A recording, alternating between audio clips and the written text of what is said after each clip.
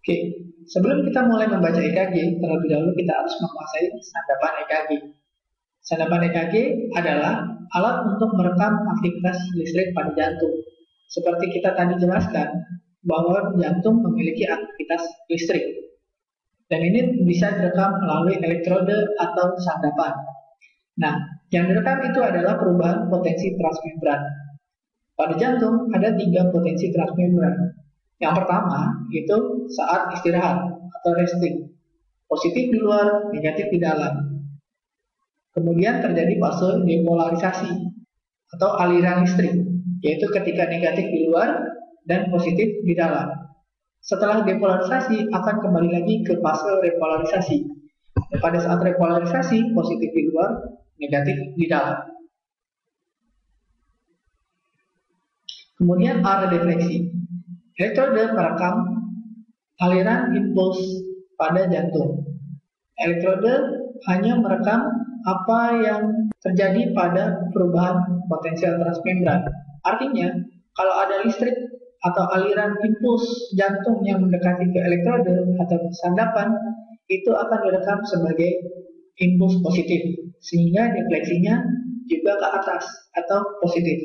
Sementara kalau menjauhi elektrode dianggap sebagai defleksi negatif atau arah defleksinya akan ke bawah. Tapi kalau elektrodenya di tengah-tengah dilewati oleh impuls, akan terjadi pertama impuls akan mendekati elektrode, kemudian menjauhi, sehingga saat dia mendekati akan terekam sebagai aliran defleksi impuls positif atau defleksi ke atas, dan saat menjauhi akan terekam sebagai aliran defleksi negatif atau ke bawah, sehingga ada 2 arah defleksi ke atas dan ke bawah. Ini disebut bifasik. Untuk lebih jelas kita lihat di gambar. Pada electrical impulse dan elektroda. Jika aliran listrik menuju ke elektroda seperti ini, maka elektroda akan merekam sebagai defleksi positif atau ke atas. Sementara jika menjauhi seperti ini, elektroda akan merekam aliran defleksi negatif atau ke bawah. Seperti tadi sudah dijelaskan, aktivitas listrik pada jantung dimulai dari SA menuju ke AV, kemudian dilanjutkan ke berkasis. Saat dari SA ke AV terjadi namanya depolarisasi atrium, terbentuk gelombang P. Setelah depolarisasi diikuti oleh repolarisasi atrium atau gelombang PA. Tapi biasanya gelombang PA tidak terlihat karena tertutup oleh depolarisasi ventricle. Dari AV ke berkasis terjadi depolarisasi, terbentuk gelombang GRS, sehingga gelombang PA biasanya tidak terlihat. Kemudian repolarisasi ventricle setelah GRS kompleks akan terbentuk gelombang P. Kita lihat biasanya EKG itu hanya merekam gelombang P, GRS, dan P. Ini lebih jelasnya lagi. Gelombang P menunjukkan ada depolarisasi di atrium, QRS kompleks depolarisasi di ventricle, kemudian gelombang T itu repolarisasi di ventricle. Sandapan EKG itu secara umum untuk rekaman rutin hanya ada 12, yaitu yang pertama 3 buah sandapan bipolar, yaitu yang sering kita sebut dengan klip 1, 2, dan 3. Kemudian 3 buah sandapan unipolar ekstremitas yang disebut AVR, AVL, dan AVF, dan 6 buah sandapan unipolar precordial yang biasa disebut V1 sampai V6. Yang pertama, sandapan bipolar standar. Ini kita sebut lead 1, 2, dan 3. Lead 1 merekam dari tangan kanan ke tangan kiri. Arah elektrodenya ingat lead 1 dari tangan kanan ke tangan kiri. Lead 2 dari tangan kanan ke kaki kiri. Ingat, lead 2 dari tangan kanan ke kaki kiri. Sementara lead 3 dari tangan kiri ke kaki kiri. Ingat, lead 3 dari tangan kiri ke kaki kiri.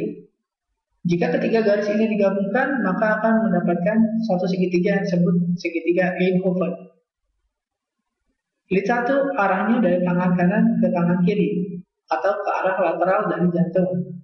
Sementara lead 2 dan lead 3 keduanya menuju ke arah kaki kiri atau ke arah bawah, sehingga disebut arah inferior dari jantung. Apa bedanya dengan yang AVR, AVL, AVF? Kita lihat di gambar.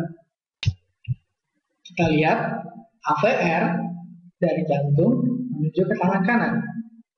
Ingat, AVR dari jantung menuju ke tangan kanan. Sehingga ini berlawanan arah dengan aliran listrik jantung sesungguhnya. Aliran listrik jantung dari SA ke AV ke berkasis arahnya sejajar dengan lead 2. Sementara AVR dari jantung ke tangan kanan. Sehingga defleksi di lead AVR arahnya negatif atau ke bawah. AVL dari jantung ke tangan kiri.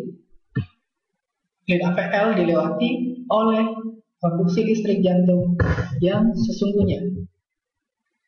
Awalnya mendekati, kemudian menjauhi, sehingga pada lead AVL tercatat awalnya defleksi positif, kemudian defleksi menjadi negatif karena menjauhi atau disebut bifasik.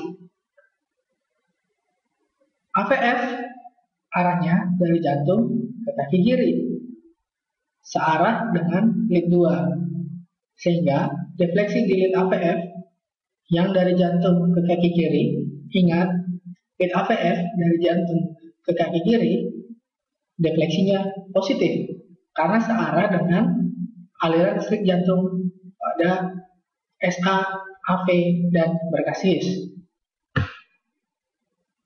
Selanjutnya, sadapan prekordial atau yang ditempel di dada, V1 sampai V6. Ingat garis-garis yang ada di dinding dada. Ada garis mid clavicula, axillaris anterior, dan axilla medial. Untuk lebih jelasnya, lihat V1 sampai V6. V1 lokasinya selaiga 4 garis sternum kanan. V2 selaiga 4 sternum kiri. V3 di antara V2 dan V4. V4 di selaiga 5, tapi di garis mid clavicula kiri. V5 setinggi V4 aksila anterior kiri. V6 setinggi V4 juga, tapi di garis mid aksila kiri. Umumnya untuk sadapan rutin cukup V1 sampai V6 atau sadapan 12 lead ditambah dengan lead 1, 2, 3, AVR, AVL, dan AVF. Tapi pada kasus tertentu kita harus memasang sadapan tambahan seperti ini, V7 di aksila posterior, jadi terus ke belakang sampai ke posterior. V8 di garis scapula posterior, V9 batas kiri kolumna vertebralis, dan ada sadapan R atau right, sama seperti sadapan V1, V2, V3, V4 yang ke kiri, hanya lokasinya di kanan, V3R sampai V9R. Kalau lebih jelasnya, lihat di gambar ini. Ini lead prekordial. V1 dan V2 menunjukkan lokasi septal, sementara V3 dan V4 menunjukkan anterior. V5, V6 karena ada di samping, maka dia menunjukkan sisi lateral dari jantung. V5 dan V6 ini searah juga dengan lead 1 dan lead AVF, sama-sama menuju ke arah lateral. Nah, ini cara pemasangannya yang sudah dibahas tadi, V1 sampai V6.